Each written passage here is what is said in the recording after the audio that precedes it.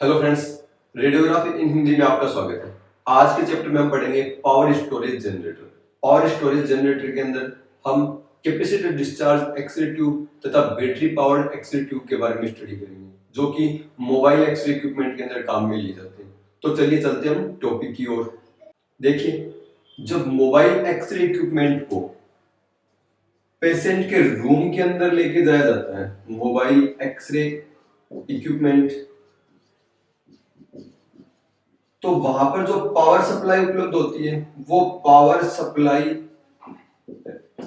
लगभग क्या होती है, इस एक्सरे मशीन के लिए सफिशिएंट नहीं होती है, कम होती है। जो हमें इसके पावर जनरेटर के लिए जो एडिक्वेट पावर सप्लाई चाहिए वो पावर सप्लाई हमें नहीं मिल पाती है। पावर स्टोरेज जनरेटर है, ये एक्सटर्नल जो पावर सप्लाई है, इस एक्सटर्नल पावर सप्लाई के बिना भी एक्सरे मशीन को पावर प्रोवाइड करने का, सप्लाई करने का काम करते हैं। पावर स्टोरेज जनरेटर ये दो प्रकार के होते हैं। फर्स्ट होता है कैपेसिटर डिस्चार्ज जनरेटर।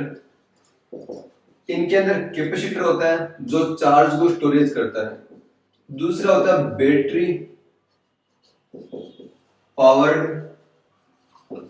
जनरेटर, यानी वो जनरेटर जहां जिनको जो पावर है वो बैटरी के द्वारा मिलती है। तो इनको वन बाय वन हम करके स्टडी कर लेते हैं। तो सबसे पहले हम इसमें देखेंगे कैपेसिटर डिस्चार्ज जनरेटर। देखिए, कैपेसिटर डिस्चार्ज जनरेटर ये क्या होता है? इसके अंदर एक कैपेसिटर काम में लिया जाता है। कैपेसिटर एक इलेक्ट्रिक डिवाइस होती है जो कि पावर या चार्ज को स्टोरेज करने का काम करती है। चार्ज स्टोरेज डिवाइस होती है जिसे हम क्या कहते हैं, कैपेसिटर भी कहते हैं।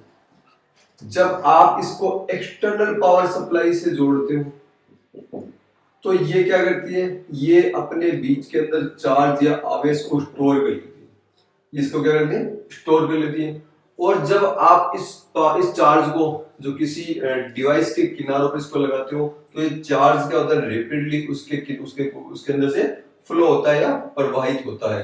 इस प्रिंसिपल पर ये कैपेसिटर काम करता है।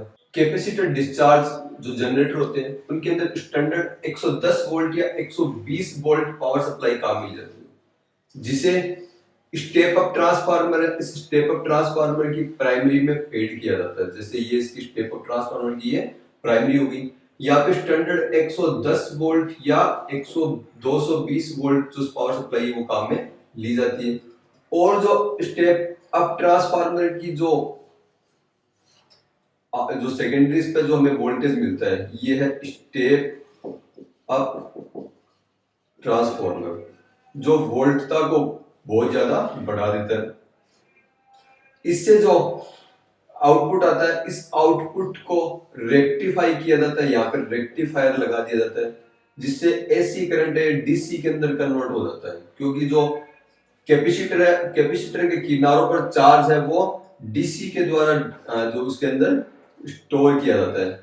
उसके बाद में कैपेसिटर या कैपेसिटर बैंक है, इसके किनारों पर यानी खूब सारे कैपेसिटर, या एक बड़ा कैपेसिटर ले लेते हैं या खूब सारे कैपेसिटर को एक साथ लगा के उसके अंदर क्या करते हैं, इसको चार्ज को स्टोर कर लेते हैं। और इसे हम एक्स, जैसे मान लो कोई स्विच है, इसको एक्सरे ट्यूब के किनारों पर इसको हम जोड़ देते हैं। वैसे ये जो एक्सरे ट्यूब इसमें काम में जाती है, ये सेल्फ रेक्टिफाइड एक्सरे ट्यूब होती है। क्या होती है? तो यहाँ पे sorry, grid controlled X ray tube होती है। ये होती है ग्रिड कंट्रोल्ड एक्सरे ट्यूब होती है, सेल्फ रेक्टिफाइड नहीं होती। इसमें रेक्टिफायर हम काम में लेते हैं।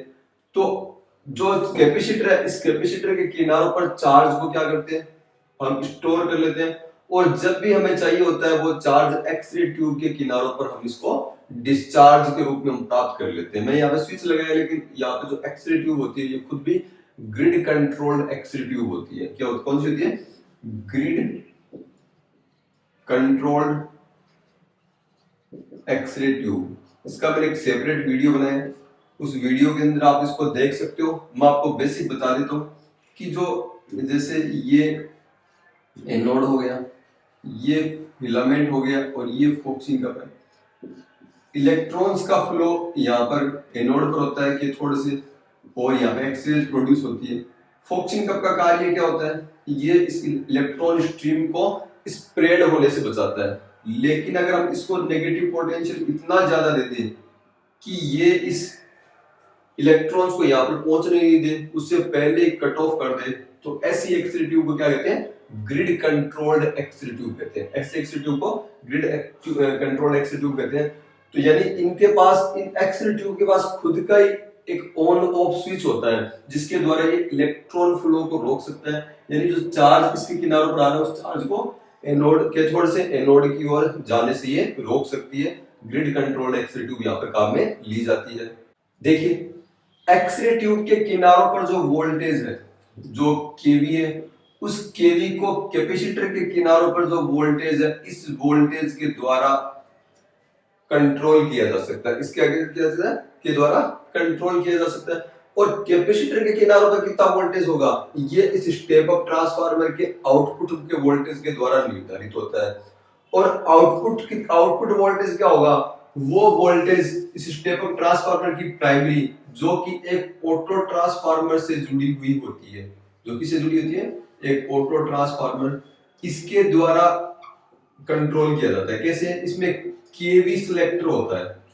ऑटो ट्रांसफार्मर क्या होता है? केवी सिलेक्टर होता है, जो इसकी जो प्राइमरी पर लगने वाले वोल्टेज को क्या करती है? सिलेक्ट करती है कि इतना वोल्टेज इसकी प्राइमरी पर, उसी के प्रोपोर्शन में क्या होगा? इसका आउटपुट वोल्टेज होगा, और उतना ही चार्ज क्या होगा? कैपेसिटर पर होगा, और वो ही डिस्चार्ज यहाँ पर एक्स-रे ट्यूब के किनारों पर होगा।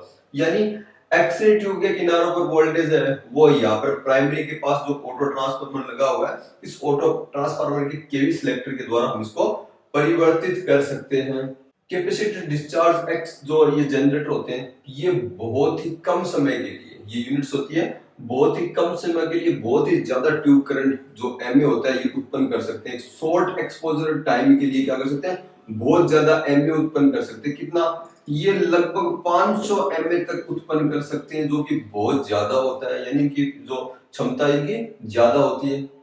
इनका प्रत्येक एक्सपोजर वो सेम केवी से स्टार्ट होता है, जो इनके कैपेसिटर के किनारों पर वोल्टेज है उसके अनुसार होता है, चाहे लाइन वोल्टेज कुछ भी हो, क्योंकि कैपेसिटर चार्ज हो चुका है, वही यहाँ पे डिस्चार्ज होता है। तो जो इनका एक्सपोजर स्टार्ट होगा, वो इस कैपेसिटर के किनारे पर वोल्टेज है उसी के अनुसार, उसी के ये क्या होता है? स्टार्ट होता है। इन यूनिट की जो हम कैपेसिटर डिस्चार्ज जो जनरेटर कर रहे हैं, इनकी लिमिटेशन इनकी एमएस आउटपुट होती है। इनकी एमएस आउटपुट ये क्या है? इनकी लिमिटेशन होती है। कैसे? ये 30 से 50 एमएस का आउटपुट ही प्रदान करते हैं। ये 30 से 50 एमएस का आउटपुट ही प्रदान करते हैं। तो इसका मतलब ये ज्यादा लॉन्ग एक्सपोजर जो टाइम है, या एमएस हमें लॉन्ग एक्सपोजर हमें नहीं दे पाते, जैसे एब्डोमेन रेडियोग्राफी या स्पाइन रेडियोग्राफी के लिए जो आवश्यक होता है।